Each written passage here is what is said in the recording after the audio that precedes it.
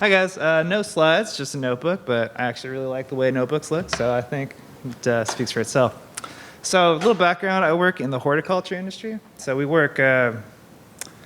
have a very carefully controlled environments. We have a very fancy climate control system. The big problem though is it outputs data that looks a lot like this. So not very readable by humans. Even when you get the delimiter correct, still it doesn't look that great. For those of you familiar with the concept of tidy data, this is kind of the opposite of tidy data. All the variables are stored in rows, while all of the actual values for those variables are stored in a single column there. This turns out to, what's more, the way it dumps this data is it takes a 24-hour period of data and dumps it into a single folder on a local network. So we've had this system for about 3 years now, and so now there's like about 1,000 of these little files. And as you can imagine, no one ever looks at this data. But it's actually pretty important. So it turns out this is a great problem for pandas. What's that?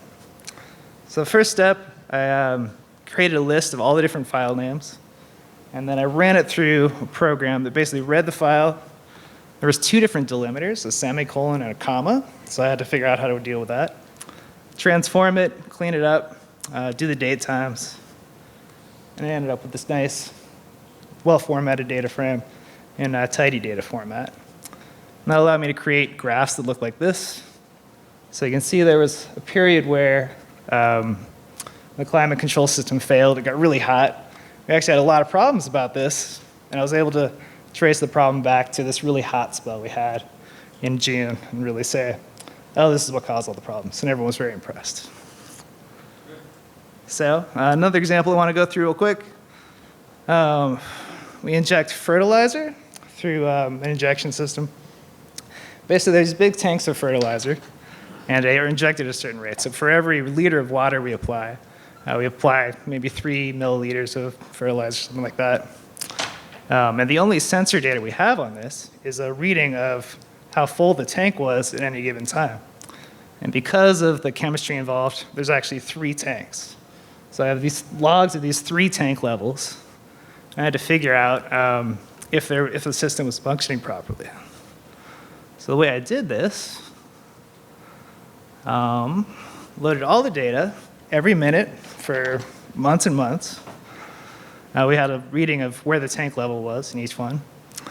And I basically created an interval. So the way I approached the problem was every 15 minutes, how different was the tank level? How much did it fall over time?